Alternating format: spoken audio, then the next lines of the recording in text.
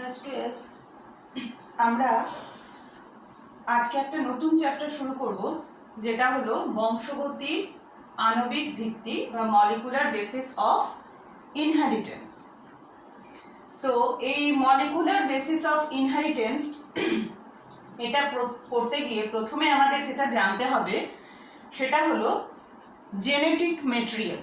Genetic material জিনিসটা কি আমাদের, তার আগে আমি একটুখানি প্রিলিমিনারি বলে নিই যে আমাদের কিন্তু সেল সম্পর্কে একটা ধারণা আছে।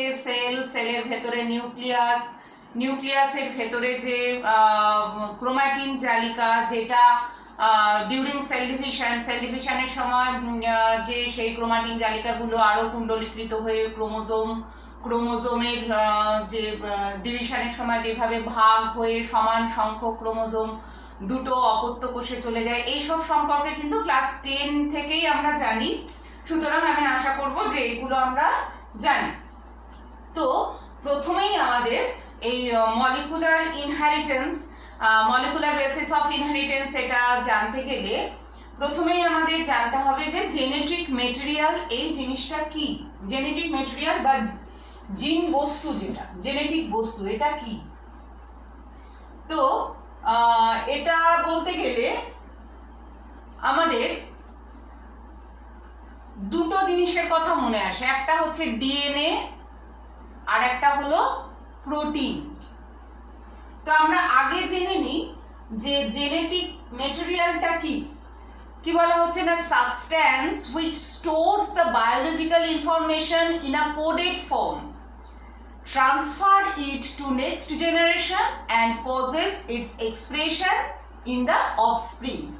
তাহলে ব্যাপারটা কি হলো না, জেনেটিক বস্তু হচ্ছে সেই জিনিস বা কোষ মধ্যস্থ যে উপাদানের মধ্যে নিজের আত্মপ্রতিলিপি বা নিজের মতো আর একটা সেই একই উপাদান গঠন করার ক্ষমতা থাকে, যার মধ্যে পরিব্যক্তি হয় এবং যার মধ্যে সব জেনেটিক ইনফরমেশনগুলো থাকে এবং যার মাধ্যমে সেই জেনেটিক ইনফরমেশনটা ট্রান্সফার হয় এবং কোথায় সেটার প্রকাশ হয়, এক্সপ্রেশনটা কোথায় হয় না, অফস্প্রিং বা অপত্যের মধ্যে সেটা প্রকাশিত হয়।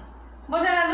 তাহলে জেনেটিক মেটেরিয়ালটা কি? জেনেটিক মেটেরিয়ালটা হচ্ছে সেই উপাদান যেটা আমাদের যে বায়োলজিক্যাল ইনফরমেশনগুলো সেগুলোকে স্টোর করে রাখে। কিভাবে স্টোর করে রাখে না, একটা কোডেড ফর্ম। এই কোড কি এটা সম্পর্কে আমরা এই চ্যাপ্টারের শেষেই কিন্তু গিয়ে আমাদের এই ধারণাটা অনেক পরিষ্কার হয়ে যাবে। এখন একটুখানি মনে রাখো যে সকল উপাদানের মধ্যে আমাদের যে বায়োলজিক্যাল ইনফরমেশন সেগুলো কোডেড ফর্মে স্টোর থাকে এবং যার মাধ্যমে এক জেনারেশন থেকে পরবর্তী জেনারেশনে সেই বায়োলজিক্যাল ইনফরমেশনগুলো ট্রান্সফার হয় এবং কি হয় না, পরবর্তী জেনারেশন অর্থাৎ অপত্য জেনারেশনে সেই যে বায়োলজিক্যাল ইনফরমেশনগুলো সেগুলো প্রকাশিত হয়। তো যেই উপাদানটা এই সব ক্রাইটেরিয়াকে ফুলফিল করে তাকেই কিন্তু আমরা জেনেটিক মেটেরিয়াল বলবো। তো জেনেটিক মেটেরিয়াল এটা বলতে গেলে কিন্তু আমাদের দুটো জিনিসের কথা কিন্তু আসে মাথায়। এটা সম্পর্কে আমরা একটু পরে বলছি, আগে জেনে রাখি যে essential features of genetic material. একটা জেনেটিক মেটেরিয়াল, কোনো একটা উপাদানকে জেনেটিক মেটেরিয়াল বলতে গেলে আমাদের কোন কোন বৈশিষ্ট্যগুলো সেই উপাদানের মধ্যে খুঁজতে হবে। কি বলা হচ্ছে না, it should be present in every cell of the body. আমাদের শরীরের প্রত্যেকটা সেলের মধ্যেই কিন্তু সেই উপাদানটাকে থাকতে হবে। ঠিক আছে? সেকেন্ড পয়েন্ট কি আছে, ইট should be able two precisely duplicate itself. এবং তার মানে এটা সেই উপাদানটা নিজের আত্মপ্রতিলিপি বা জেরক্স কপি তৈরি করতে পারে, নিজের ডুপ্লিকা তৈরি করতে পারে, রেপ্লিকা তৈরি করতে পারে। ঠিক আছে? It should be able to precisely duplicate itself. It should be able to occasionally develop inheritable changes. তো যখন এই যে ডুপ্লিকেশনটা যখন হয় অর্থাৎ তার একই রকম কখন হয়, যখন আমরা মনে আছে সেল ডিভিশন পড়েছি, সেল ডিভিশনের অ্যানাফেজ দশা, যখন সেই মেটাফেজ দশায় ক্রোমোজোমগুলো বিষুব অঞ্চলে অবস্থান করে, অ্যানাফেজ দশা যখন শুরু হয় আস্তে আস্তে ক্রোমোজোমগুলো ভেঙে তার সমান সংখ্যক ক্রোমোজোম দুটো দিকে যাওয়া শুরু করে, টেলোফেজ দশায় গিয়ে পৌঁছে যায়, এসব ব্যাপারগুলো আমরা জানি। তো একটা ক্রোমোজোম সে তার কি বলছে মানে প্রিসাইজলি ডুপ্লিকেট করতে পারে, তার আত্মপ্রতিলিপি গঠন করতে সক্ষম যে, ঠিক আছে। তো তখনই কিন্তু ডুপ্লিকেশনটা হয়, এবং এই ডুপ্লিকেশনটা যখন হয় এইটা হওয়ার সময় কিছু চেঞ্জেস হয়ে যায়, যেই চেঞ্জগুলো ইনহেরিটেবল চেঞ্জ। কখনো কখনো কিছু চেঞ্জ হয় যেটা বংশানুগতভাবে, মানে অর্থাৎ এক বংশ থেকে, এক জেনারেশন থেকে আরেক জেনারেশনে সেই চেঞ্জগুলো ট্রান্সফার হতে থাকে। এই যে হঠাৎ করে বা অকেশনালি এই যে চেঞ্জ হয়ে যাওয়া, সেই চেঞ্জটাকে বলা হয় মিউটেশন, ঠিক আছে। তো জেনেটিক মেটেরিয়ালের মধ্যে এই বৈশিষ্ট্যটা কিন্তু থাকতে হবে। It should be able to occasionally develop inheritable changes, ঠিক আছে, যেই চেঞ্জটা পরবর্তী জেনারেশনেও যাবে, এবং এই চেঞ্জটাকে বলা হয় মিউটেশন। মিউটেশন কেন দরকার, চেঞ্জ কেন দরকার, চেঞ্জ না হলে কি হতো, চেঞ্জ হয়েছে বলে নতুন কোনো ক্যারেক্টার এখানে চলে আসে। নতুন ক্যারেক্টার মানে কি হবে, তার প্রকরণ হবে, অর্থাৎ নতুন নতুন চেঞ্জেস আসবে, সেই চেঞ্জটা পরবর্তী জেনারেশনে প্রকাশিত হবে। এর ফলে কি হবে, প্রজাতির বিভিন্ন সে জেনেটিক্যালিও সে অনেক ভ্যারাইটি দেখতে পাওয়া যাবে, একটা স্পিসিস মানে অনেক ভ্যারাইটি দেখতে পাওয়া যাবে। ভ্যারাইটি কেন আসে, ভ্যারাইটি হচ্ছে বিভিন্ন যদি মিউটেশন না হতো তাহলে কি হতো, একই বৈশিষ্ট্য এক জেনারেশন থেকে আরেক জেনারেশন এই জিনিসটাই চলে যেত, কোনো চেঞ্জ আসতো না, কোনো নতুন কিছুর আবির্ভাব হতো না। তো এটা হচ্ছে মিউটেশন হওয়াটা কিন্তু জেনেটিক মেটেরিয়াল, কোনো একটা উপাদানকে আমরা যে জেনেটিক মেটেরিয়াল বলবো তার একটা ক্রাইটেরিয়া হচ্ছে সেই মেটেরিয়ালটার মধ্যে মিউটেশন হতে হবে, ঠিক আছে। It should be able to store information in coded form. এটা আমরা যখন হোয়াট ইজ জেনেটিক মেটেরিয়াল পড়লাম তখনই বললাম যে বায়োলজিক্যাল যে ইনফরমেশনগুলো সেগুলো এই জেনেটিক মেটেরিয়ালের মধ্যে স্টোর হয়ে থাকে, কিভাবে না, কোডেড ফর্মে স্টোর হয়ে থাকে। তো এই যে এসেনশিয়াল ফিচার্সগুলো আমরা পড়লাম, তো আমাদের দেখতে হবে যে জেনেটিক মেটেরিয়াল আমরা তাকেই বলবো যে এই ফিচার্সগুলো ফুলফিল করে। তো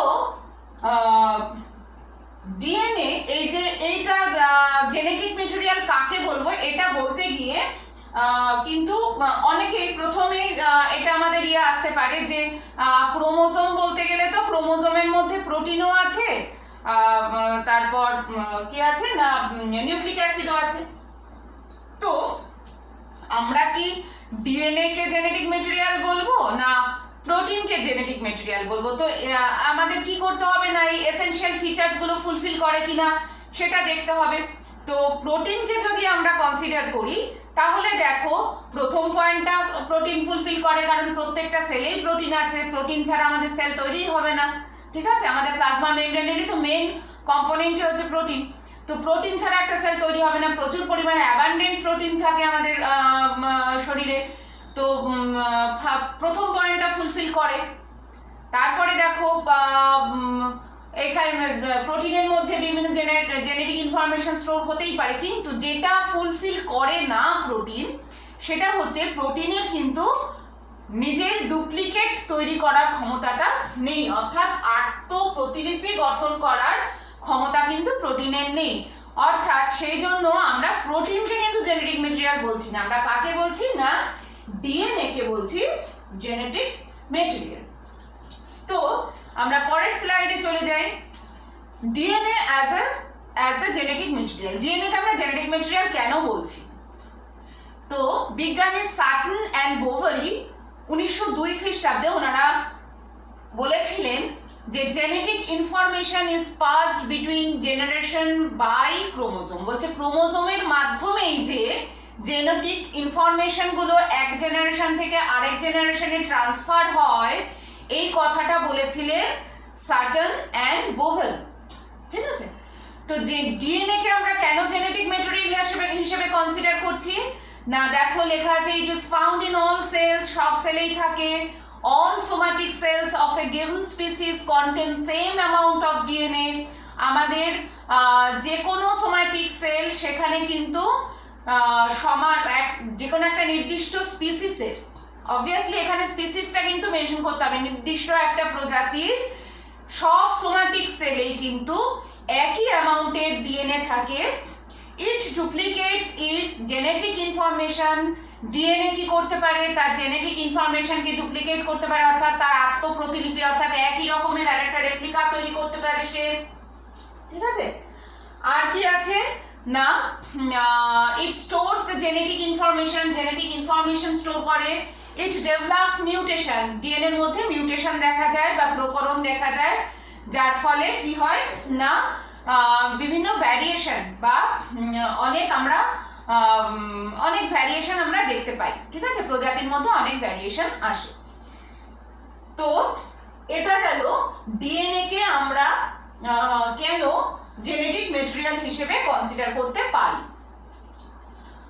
তারপর দেখো কি লেখা আছে, DNA content is mostly constant in all cells of a species. একটা প্রজাতির প্রত্যেকটা কোষে কতটা পরিমাণ ডিএনএ কন্টেন্ট থাকবে সেটা কিন্তু মোটামুটি একটা কনস্ট্যান্ট থাকে। DNA content is doubled before cell division. Cell ডিভিশনের আগে ডিএনএ কন্টেন্টটা কিন্তু দ্বিগুণ হয়ে যায়। Gametes have half the amount of DNA. আমরা কি জানি, গ্যামেটস মানে কি, মেল গ্যামেট ফিমেল গ্যামেট, দুটো গ্যামেটের মিলন হওয়ার পরে জাইগোট তৈরি হয়, তাই তো। মেল গ্যামেট, স্পার্ম, আমরা এটা আগের চ্যাপ্টারেই পড়েছি, স্পার্ম পড়েছি, ওভাম পড়েছি তো মেল গ্যামেট ফিমেল গ্যামেটে আমরা কি জানি, ক্রোমোজোম সংখ্যা কত, n সংখ্যক ক্রোমোজোম থাকে, হ্যাপ্লয়েড নাম্বারের ক্রোমোজোম থাকে। তো হ্যাপ্লয়েড নাম্বার অফ ক্রোমোজোম যখন, ক্রোমোজোম সংখ্যাও হাফ, ডিএনএ এর অ্যামাউন্টও হাফ, সেই জন্য বলা হচ্ছে gametes have half the amount of DNA. ঠিক আছে, DNA is a long polymer of deoxyribonucleotides. Polymer, ঠিক আছে, অনেক ডিঅক্সিরাইবোনিউক্লিওটাইডস এর এটা একটা polymer. DNA is a long polymer of deoxyribonucleotides. তারপর দেখো আমি ডিএনএ এর একটা স্ট্রাকচার দেখিয়েছি। দেখো এখানটায় ডিএনএ, এই ডিএনএ স্ট্রাকচারে আসার আগে আমি একটু আলোচনা করি। তো ডিএনএ এর অকারেন্সটা কিন্তু প্রোক্যারিওট আর ইউক্যারিওটের ক্ষেত্রে এই ডিএনএ এটা কিছুটা পার্থক্য দেখতে পাওয়া যায়। প্রোক্যারিওটিক সেলে যদি আমরা দেখি তো সেক্ষেত্রে আমরা সার্কুলার ডিএনএ পাবো, আর ইউক্যারিওটিক সেলের ক্ষেত্রে কিন্তু এটা লিনিয়ার ফর্মে থাকে ডিএনএটা।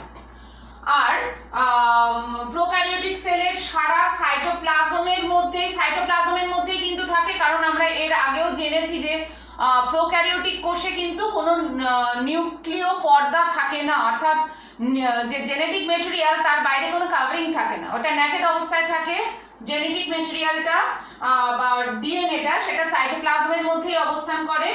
আর ইউক্যারিওটিক সেলের মধ্যে কিন্তু এই যে ডিএনএটা সেটা লিনিয়ার ফর্মে থাকে এবং সেটা নিউক্লিয়াসের মধ্যেই থাকে, সেই জন্য এটাকে নিউক্লিয়ার ডিএনএ বলে। আর প্রোক্যারিওটিকে কি বললাম, ডিএনএটার উপরে কোনো এনভেলপ থাকে না, কোনো কাভারিং থাকে না, অর্থাৎ কোনো পর্দা বৃত অবস্থায় সেটা থাকে না, নেকেড ডিএনএ হয়। কিন্তু ইউক্যারিওটের ক্ষেত্রে বাউন্ডেড বাই নিউক্লিয়ার মেমব্রেনের ভেতরে থাকে, অর্থাৎ নিউক্লিয়াসের ভেতরে থাকে। আর কি বলেছে না, বলা যেতে পারে যে প্রোক্যারিওটিকের ক্ষেত্রে প্রোক্যারিওটস যারা তাদের সেই সব সেলে একটা extra chromosomal circular DNA segment present থাকতে দেখা যায়, যেটাকে বলা হয় প্লাজমিড দেখতে পাওয়া যায়। কিন্তু ইউক্যারিওটসে কি বলছে যে নিউক্লিয়াসের মধ্যে যেমন ডিএনএ থাকে সেটা ছাড়াও এক্সট্রা ডিএনএ আর কোথায় কোথায় থাকতে পারে না, মাইটোকন্ড্রিয়ায় ডিএনএ থাকতে পারে স্মল অ্যামাউন্টে, এবং প্লাস্টিডের মধ্যেও কিন্তু ডিএনএ থাকতে পারে। এরা হচ্ছে এক্সট্রা নিউক্লিয়ার ডিএনএ। ডিএনএ ছাড়াও কোথায় কোথায় যদি তোমাদের প্রশ্ন আসে যে ডিএনএ ছাড়া আর কোথায় কোন কোন কোষ অঙ্গাণুর মধ্যে, নিউক্লিয়াস ছাড়া কোন কোন কোষ অঙ্গাণুর মধ্যে ডিএনএ থাকে, তাহলে আমরা বলতে পারবো যে মাইটোকন্ড্রিয়াতেও থাকে, প্লাস্টিডেও কিন্তু থাকে। ক্লিয়ার এই অবধি? তো এরপরে যেটা আমরা আসবো স্ট্রাকচার অফ ডিএনএ। এখানে আমরা ডিএনএ এর একটা স্ট্রাকচার দেখতে পাচ্ছি। দুটো ডিএনএ তন্ত্রী, দ্বিতন্ত্রী। ডিএনএ হচ্ছে একটা ডাবল হেলিক্স স্ট্রাকচার, দুটো তন্তু আছে এবং দেখো দুজন দুজনকে কিন্তু একজন আরেকজনের সঙ্গে পেঁচিয়ে না, দুজনই সমানভাবে এগিয়েছে, একজন আরেকজনকে কিন্তু ক্রস করা নেই, দুজনেই সমানভাবে এগিয়েছে কিন্তু পেঁচানো ফর্মে। আমরা যদি কিছু কিছু বাড়িতে দেখা যায় বাইরের দিকে স্পাইরাল লোহার সিঁড়ি দেখতে পাওয়া যায় না, তো ডিএনএ স্ট্রাকচারটা কিন্তু অনেকটা সেই রকম। ঠিক আছে? তো বিজ্ঞানী ওয়াটসন এবং ক্রিক 1953 ওনারা এই ডিএনএ এর উপর কাজ করেছিলেন, ডিএনএ স্ট্রাকচারের উপর প্রথম কাজ করেন এবং ওনারা এই ডিএনএ ডাবল হেলিক্সের যে মডেল সেটা দেন। এখানে তোমরা দেখতে পাচ্ছ এই একটা আর এই একটা, এটাকে যদি আমরা সিঁড়ির হাতলের সাথে তুলনা করি আর এগুলোকে হচ্ছে সিঁড়ির ধাপ। এইটা হচ্ছে একটা ডিএনএ স্ট্রাকচার দেখানো আছে, দেখো এখানে এই সব জিনিসগুলো। এখন এই ছবিটাতে আমরা আবার ফিরে আসব, আমরা তার আগে আরো কিছু ইনফরমেশন দেখে নিই। আচ্ছা, স্ট্রাকচার অফ ডিএনএ পড়তে গেলে আমাকে দুজন বিজ্ঞানীর নাম অবশ্যই জানতে হবে। ওয়াটসন এবং ক্রিক 1953 first propose the double helix structure of DNA. ওনারা ডিএনএ এর যে দ্বিতন্ত্রী যে স্ট্রাকচার সেটা ফার্স্ট ওনারা প্রপোজ করেন এবং এই double helix model of DNA এটা কিসের উপরে বেস করে থাকে না, সরি এইখানটা একটু ভুল আছে, তোমরা এই ডিএনএ এর পাশে একটা অ্যাংস্ট্রমের চিহ্ন চলে এসেছে, এটাকে ইয়ে করো না, এটাকে ইগনোর করো।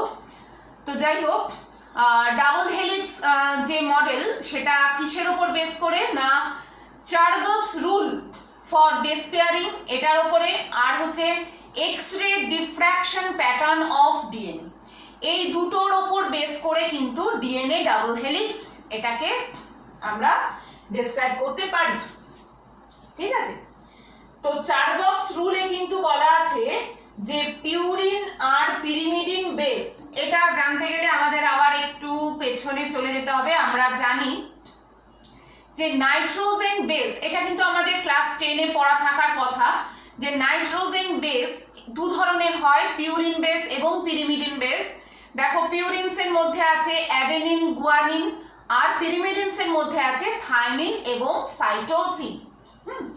তো চার্গাভস রুলস অনুযায়ী কি হয় না, পিউরিন এবং পিরিমিডিন বেস এটা ইকুয়াল অ্যামাউন্টে, অর্থাৎ A প্লাস G আর T প্লাস C, অর্থাৎ অ্যাডেনিন প্লাস গুয়ানিন এবং থাইমিন প্লাস সাইটোসিন এইটা ইকুয়াল হয়।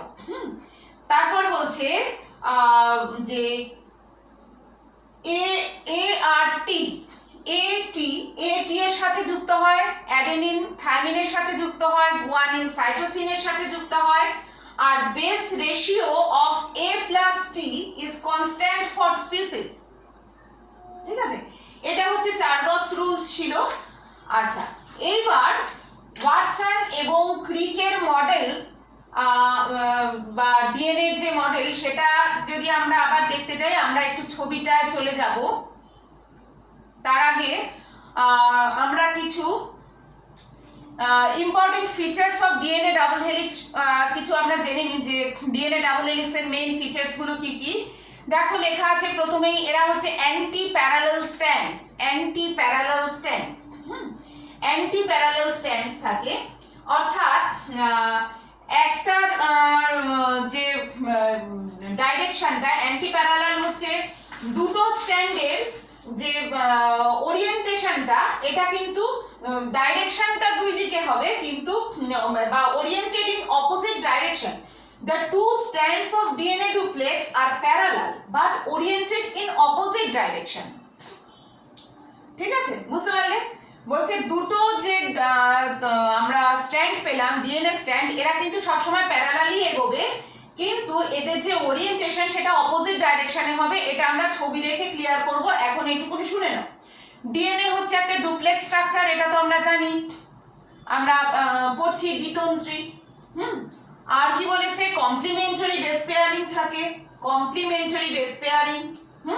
অ্যাডেনিন থায়ামিন এর সাথে যুক্ত হয়, আর সাইটোসিন গুয়ানিন সাইটোসিনের সাথে যুক্ত হয়, ঠিক আছে, একটা কমপ্লিমেন্টারি বেস পেয়ারিং হয়।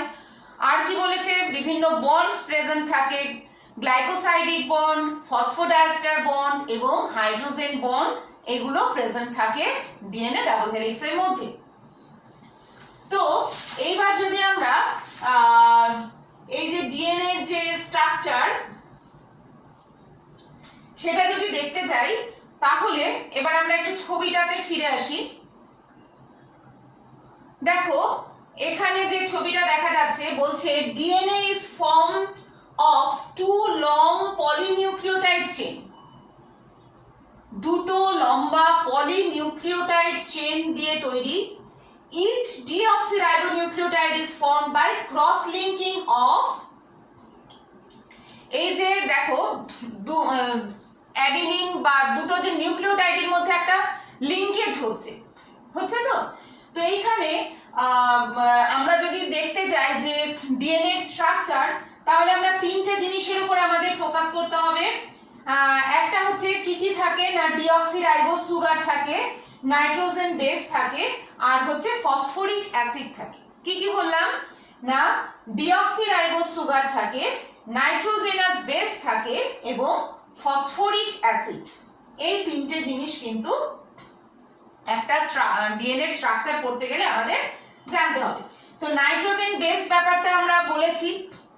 এইবার পরের ছবিটায় গেলে এই ব্যাপারটা আমাদের সুন্দরভাবে ক্লিয়ার হবে।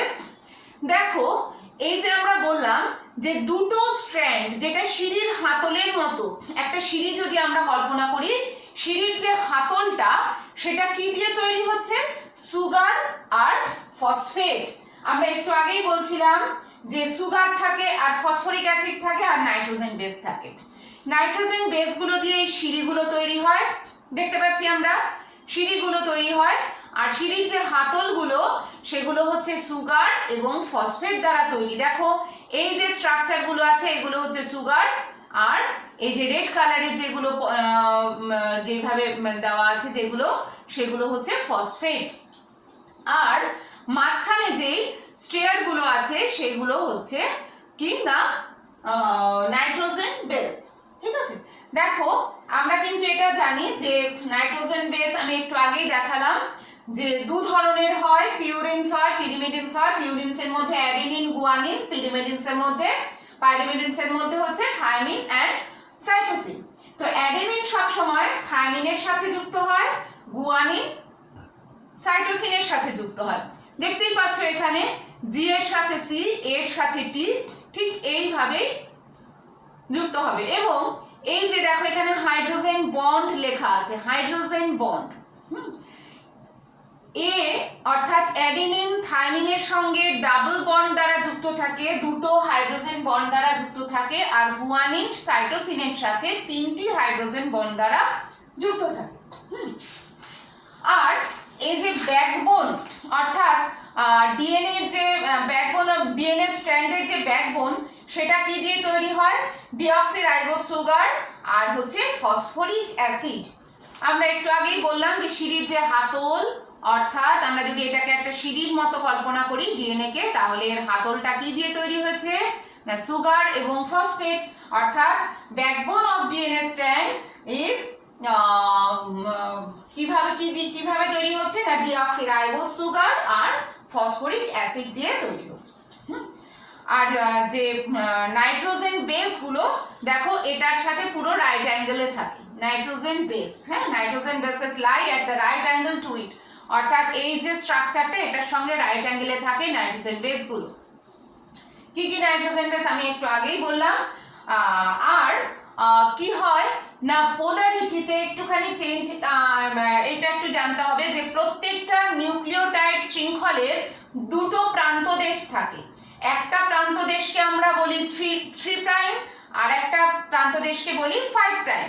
ঠিক আছে, তো 3 প্রাইম যেটা, দেখো আগের ছবিটায়, এখানটায় এই ছবিটার মধ্যে মেনশন করা নেই 3 প্রাইম 5 প্রাইম।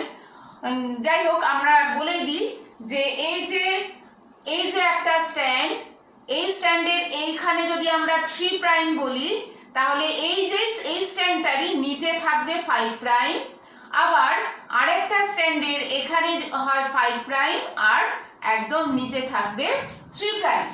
ঠিক আছে, তো প্রত্যেকটা নিউক্লিওটাইড শৃঙ্খলের দুটো প্রান্ত দেশে 3 প্রাইম এন্ডে একটা হাইড্রক্সিল গ্রুপ থাকে, আর যে 5 প্রাইম যে পার্ট, যে 5 প্রাইম যে অংশটা, সেখানে ফসফেট গ্রুপ থাকে। ক্লিয়ার? আর অ্যান্টি প্যারালাল উল্টো দিকে যে ডাইরেকশন হয়, এটা তো আমি বলেই দিলাম যে এটা যদি 3 প্রাইম থেকে এইদিকে 5 প্রাইম হয়, আবার অন্য স্ট্র্যান্ডটা কিন্তু এইখানে 5 প্রাইম থাকবে, এইদিকে আসবে 3 প্রাইম। ক্লিয়ার এটা? আর কমপ্লিমেন্টারি বেস পেয়ারিং হয়, এটাও বললাম যে অ্যাডেনিন সব সময় দেখো থাইমিনের সঙ্গে, আর গুয়ানিন সাইটোসিনের সাথে যুক্ত হয়। অ্যাডেনিনের সঙ্গে থায়ামিন ডাবল হাইড্রোজেন বন্ড দ্বারা যুক্ত থাকে, আর সাইটোসিনের সাথে গুয়ানিন ট্রিপল হাইড্রোজেন বন্ড দ্বারা যুক্ত থাকে। ঠিক আছে, আমরা পরের ছবিটা একটু আসি। আচ্ছা, এইখানটায় একটা জিনিস মনে রাখবে যে the two spiral strands of DNA are called the, এইটাকে DNA ডুপ্লেক্স বলে, আর এর ডায়ামিটারটা প্রায় 20 অ্যাংস্ট্রম হয়। আর এদের যে দুটো নিউক্লিওটাইড, অ্যাডজাসেন্ট দুটো নিউক্লিওটাইডের মধ্যে, অর্থাৎ অ্যাডজাসেন্ট দুটো নিউক্লিওটাইডের মাঝখানের যে ডিসটেন্সটা, সেটা হয় 3.4 অ্যাংস্ট্রম। 3.4 অ্যাংস্ট্রম। ঠিক আছে, এই গেল মোটামুটি আমাদের ডিএনএ সম্পর্কে ধারণা। তো আশা করি বুঝতে পেরেছো। নেক্সট ডে আমরা পরের অংশটা পড়ব।